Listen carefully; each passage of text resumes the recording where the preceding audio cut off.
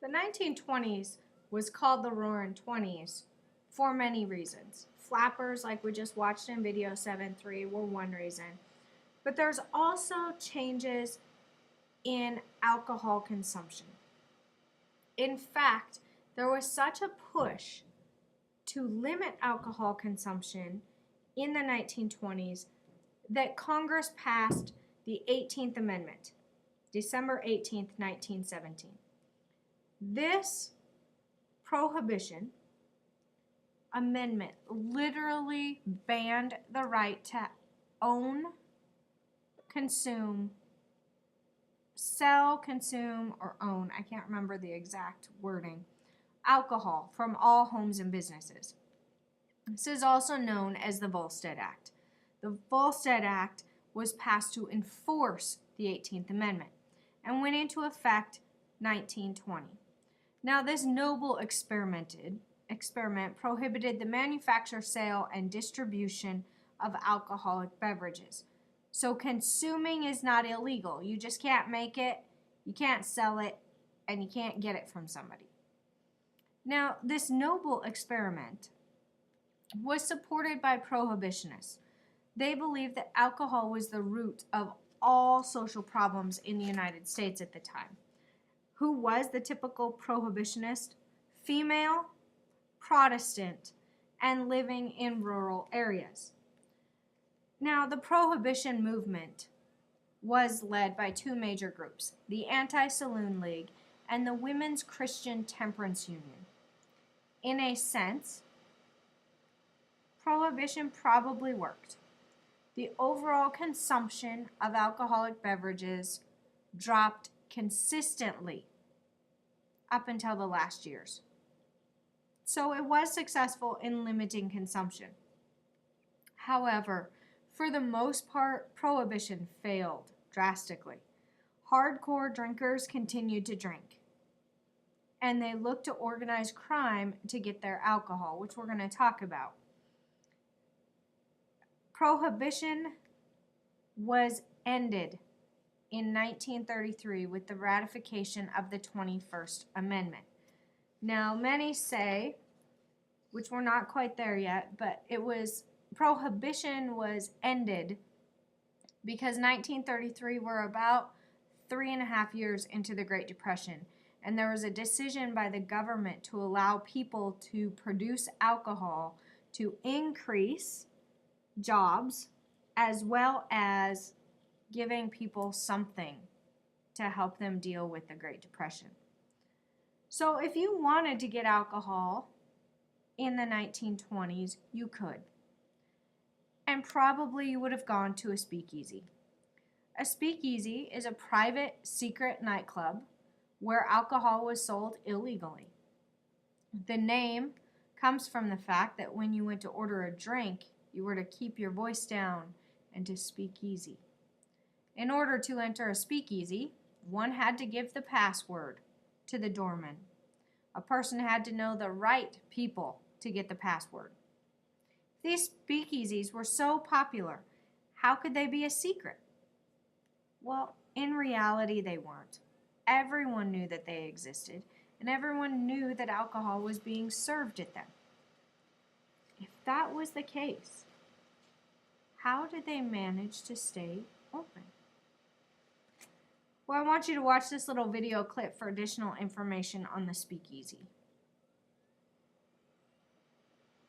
No sooner was the law enacted than thousands of illegal bars began to sprout up, called speakeasies. These underground establishments were available only to patrons who knew the password. Speakeasies often occupied back rooms and basements of legitimate businesses and offered paying customers their choice of illegal drinks. So going back to that question, if everybody knew about a speakeasy, how did they stay around? Well, even the authorities were involved in keeping alcohol flowing freely. Police officers were often paid to turn a blind eye to the goings-on at these nightclubs. Every major city in the U.S. had speakeasies. Perhaps the best known was the 21 Club in New York City. Procedures to hide liquor were so good at the 21 Club that throughout the 13 years of Prohibition, no liquor was ever found there. This video clip coming up captures the images and music that was common in speakeasies. But behind closed doors, alcohol still reigned in the world of the speakeasy.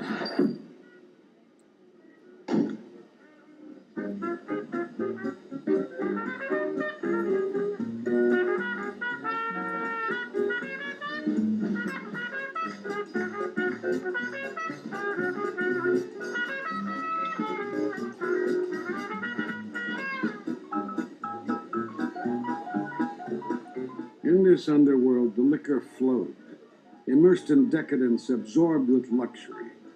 The fashions were daring, the dancing was liberated. Women could flaunt their sexuality.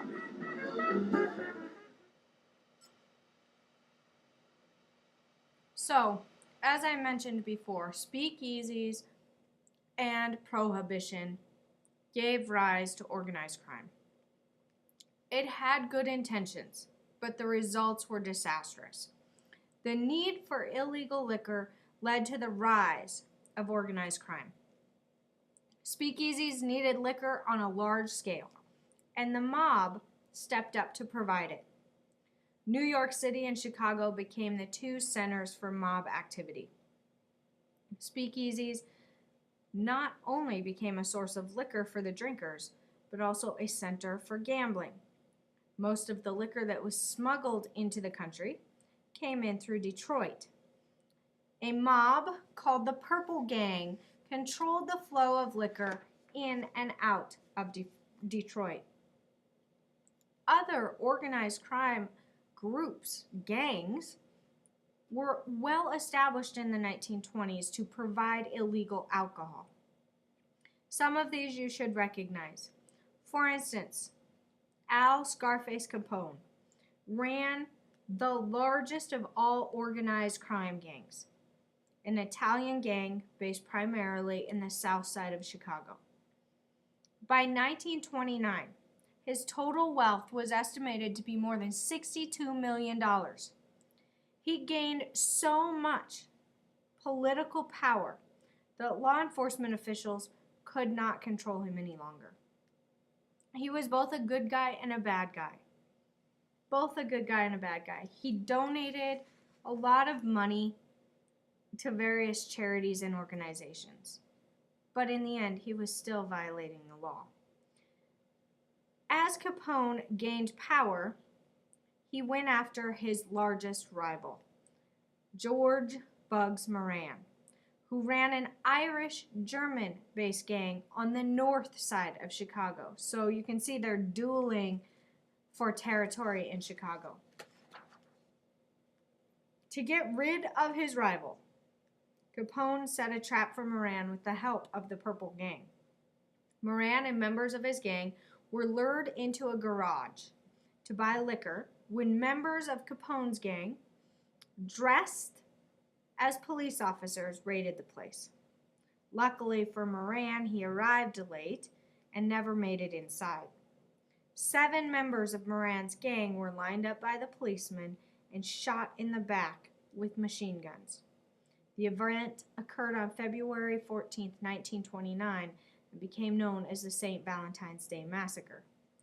The massacre effectively put an end to Moran's power in organized crime. Unable to pin any type of murder charges on Capone, eventually the police arrested him for violation of the Volstead Act and tax evasion in 1931. He was convicted and served an 11-year sentence. Now, the mystique of the good guys and the bad guys was never so strong and clear as it was during the 1920s mob years. The Untouchables were a group of FBI agents assigned to the task of bringing an end to mob activity in Chicago, and more specifically, an end to Al Capone. They were led by Agent Elliot Ness. The group was given the name Untouchable because they were said to be above reproach and untouchable by the mob. Ness conducted a successful string of raids on Capone's breweries. The work of Ness and his Untouchables finally sent Capone to prison.